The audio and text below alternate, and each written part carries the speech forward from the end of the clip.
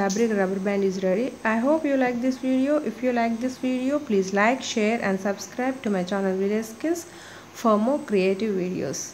If you would like to see my previous videos, please check out the links in the description box below. And please hit the bell icon to get my latest updates. Thanks for watching.